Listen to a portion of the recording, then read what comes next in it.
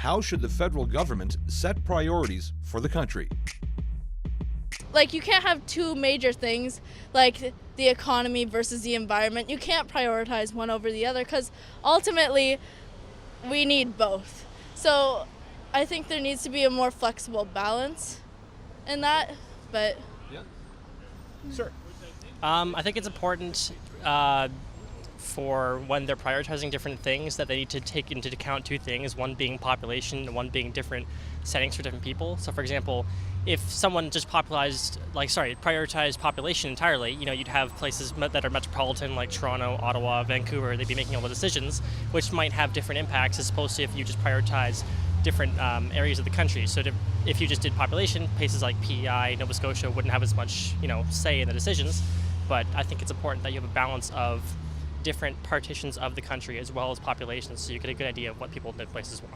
They should consider the popular vote. I think a referendum on a lot of the important issues, like things like the oil sand or those that oil line down to the east coast or whatever, would be a way of doing it. Yeah. Huh?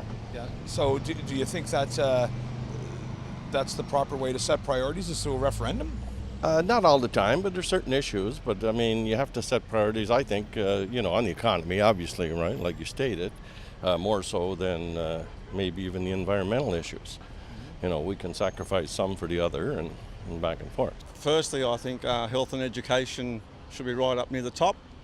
Then you look at sort of the environmental factors and how the above two affect the environment.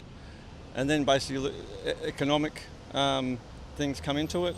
But I think health and education often get neglected in Australia, so that's something that our federal government needs to prioritise a little more highly than they do.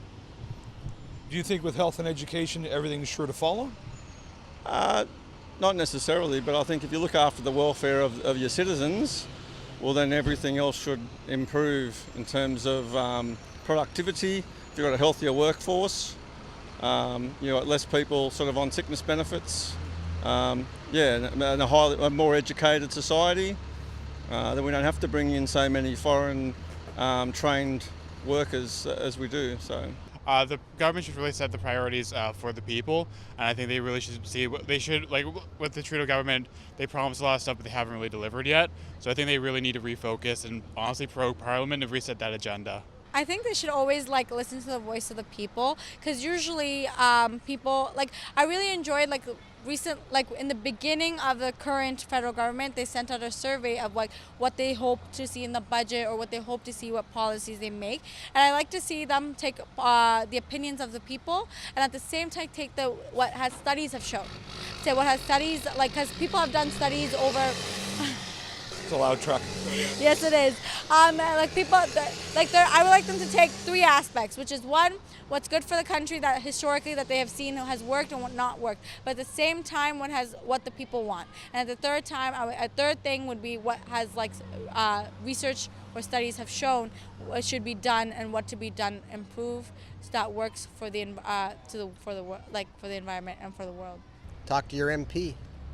Your MP would take that to Parliament when he votes, I guess.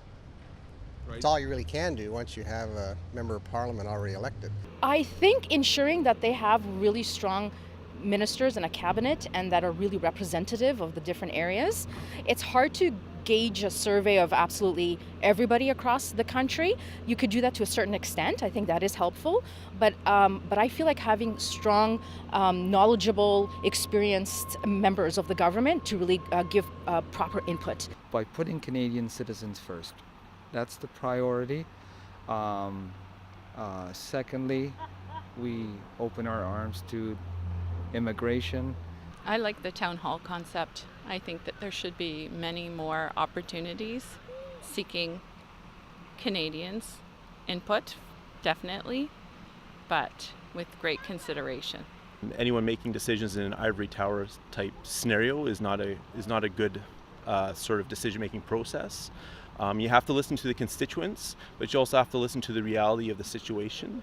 You also have to look at our global place, in the world, but also the needs on what it means to be Canadians nationally, and how we govern ourselves economically, right? So it's a really difficult balance between a lot of different influential forces into prioritizing what our primary needs are, right? And at the end of the day, you can only pick a few to really focus on.